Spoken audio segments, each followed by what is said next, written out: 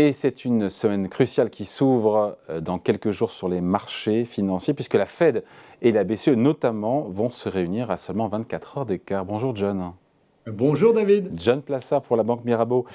Plusieurs banques centrales donc, qui vont se réunir la semaine prochaine, mais il y a aussi un autre rendez-vous qui pourrait secouer en tout cas un petit peu les marchés, c'est le CPI de mardi, les prix à la consommation, c'est ça hein? Tout à fait, mais pas seulement David. Alors vous avez dit les prix à la consommation, l'inflation qui est attendue mardi aux États-Unis. Alors on attend quand même la 5e baisse consécutive à 7,3%. Vous me direz c'est toujours très élevé, mais c'est moins. Il y a un momentum potentiellement qui est baissier. Donc ça, logiquement, ça devrait rassurer les marchés. Et puis aussi, ce qui est très important, c'est qu'on va avoir jeudi la production industrielle Chine. Vous savez, on se focalise beaucoup sur la Chine ces derniers temps avec les mesures de réouverture.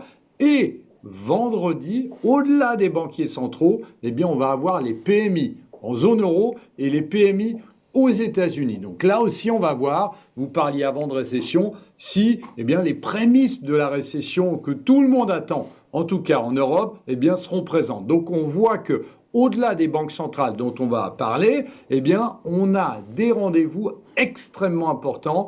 Et cerise sur le gâteau, on aura mercredi l'inflation en Grande-Bretagne. Et je vous rappelle quand même que vous avez certaines banques, dont Goldman Sachs, qui parient sur une inflation de plus de 20% en Grande-Bretagne l'année prochaine. Là, on attend 10,9. Vous me direz c'est largement en dessous de 20%, mais c'est au-dessus de l'objectif de 2%.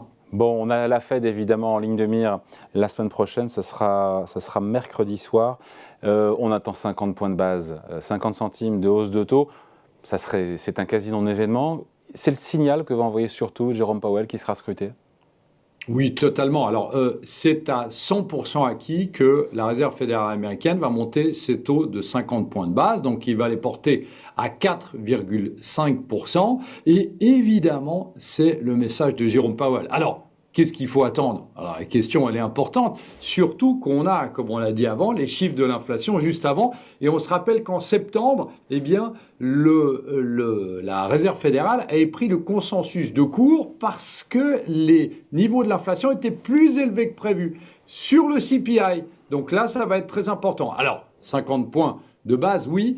Qu'est-ce qu'il va nous dire, Jérôme Powell? Eh bien, évidemment, il va parler de l'année prochaine. Évidemment, il va nous dire qu'ils feront tout pour réduire l'inflation. Évidemment, il ne va pas parler de pivot, mais potentiellement d'une pause à arriver plus tard. Il faut rappeler une chose ici, c'est que si on regarde les indicateurs avancés qu'on a sur la Fed, c'est par exemple la Banque du Canada. Et la Banque du Canada qui a remonté cette semaine, ses taux de 50 points de base aussi, on dit souvent que c'est un indicateur avancé pour la Fed, eh bien, le président de la Banque du Canada a indiqué que, en fait, il fallait s'intéresser aux taux qui potentiellement pouvaient avoir une pause. Il pourrait y avoir une pause sur les taux dans les mois qui suivent. Donc, ce message a été évidemment anticipé comme un message extrêmement positif pour la Fed, mais il faut faire très attention ici parce que, et on en a parlé ensemble David, c'est que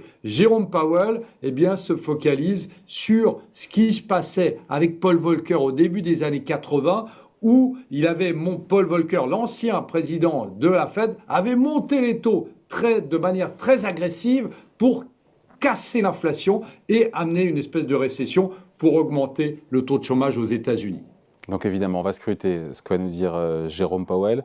Il y a la BCE, la Banque Centrale Européenne, qui aussi va se réunir jeudi prochain. Est-ce qu'elle va devenir plus agressive que la Fed? Il y a un décalage, autant la Banque Centrale Canadienne est très en avance, autant l'indicateur retardé, souvent c'est la BCE. Oui, tout à fait. On va passer ça va être 50 points de base de hausse, on va passer de 2 à 2,50. Alors, il y a un autre problème en zone euro. Le premier problème, c'est que l'inflation n'est pas du tout la même. La souche de l'inflation n'est pas la même qu'aux États-Unis, puisque c'est un problème d'offre. On sait que effectivement, on est beaucoup plus dépendant de l'évolution du prix de l'énergie qu'aux États-Unis, où il y a la santé, la nourriture, les loyers qui sont beaucoup plus importants lorsqu'il y a le calcul de l'inflation. Et là, la Banque Centrale Européenne, donc ça, c'est le premier problème qu'elle a, ou un avantage, puisqu'on a vu, et vous l'avez dit avant, le prix de l'essence est en train de baisser, mais le prix du gaz est en train de monter avec le froid qu'il fait. Mais le deuxième problème qu'il y a ici, c'est qu'on sait pertinemment que la récession en Europe arrivera avant les États-Unis, si elle arrive aux États-Unis. Donc, qu'est-ce que ça veut dire? Ça veut dire que Christine Lagarde va devoir faire très attention ici parce qu'on la voit mal monter les taux si l'Allemagne, voire la France ou les pays dits du Sud en Europe, eh bien, rentrent en récession. Ce serait quasi du jamais vu de monter les taux alors qu'on est en récession. Donc ici, le message va être scruté de très près et il va falloir faire très attention. Il y a beaucoup plus de risques, je dirais, sur le discours de Christine Lagarde jeudi que sur celui de Jérôme Powell mercredi soir. Et on va voir ici que potentiellement, eh bien, les marchés financiers vont connaître une volatilité extrême, surtout jeudi après-midi, plus que mercredi. Qu'est-ce qui pourrait bouger le plus? Quelle classe d'actifs? Les actions, les obligations, donc les taux, l'échange, le dollar, l'euro? Alors, je dirais qu'en premier lieu, c'est l'échange. On a vu que dans cette L'euro est bien remonté. L'euro est bien remonté, on est à 1,05 face au dollar. Exactement, tout à fait, face au dollar. Et on a vu que c'était dans cette anticipation de pause de la Fed, alors que la Banque Centrale Européenne continuait à monter ses taux. Évidemment, c'est ce qu'on va scruter. Surtout si mercredi soir, Jérôme Powell n'a pas ce message dovish, colombe, comme on l'attend, et ne nous dit pas qu'il va y avoir une pause imminente sur la hausse des taux. Et donc, on pourrait avoir ici potentiellement un retournement de la tendance sur le dollar qui s'est affaibli face à l'euro. Vous l'avez dit, on était presque à 1,06 hier. Et donc, ça, c'est la première des choses.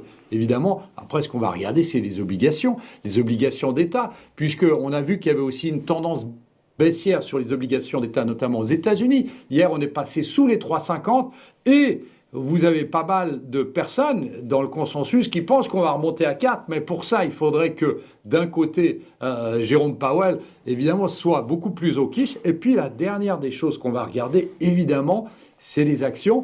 Et si il devait y avoir un message de pause, bien c'est le retour des valeurs de croissance. Ouais. Et d'un autre côté, les valeurs défensives vont sous-performer. Donc ça va être très important de regarder ça.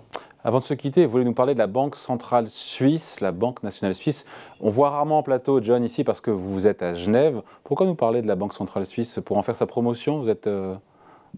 Alors écoutez, même pas David, puisque on a vu une chose très importante, c'est que la Banque nationale suisse avait déjà monté ses taux par surprise en mars de cette année. Avant la Banque centrale européenne, puisque leur mandat est aussi de regarder ce que font leurs voisins, c'est-à-dire la Banque centrale européenne. Et là, on attend une hausse de 50 points de base et le message va être très important. Pourquoi ? Parce que souvent, la Banque nationale suisse a moins la langue de bois que la Banque centrale européenne. Et ça pourrait aussi nous donner des indications sur les prochaines lignes et sur les prochaines décisions de la Banque centrale européenne. Ça, c'est jeudi matin, c'est avant la Banque centrale européenne. Donc là, il va falloir regarder en détail ce qu'elle va nous dire. Grosse semaine donc qui nous attend sur les marchés. On sera là pour le commenter évidemment sur Boursorama. Merci, explication signée John Plassard pour la Banque Mirabeau. Merci John, salut. Merci David.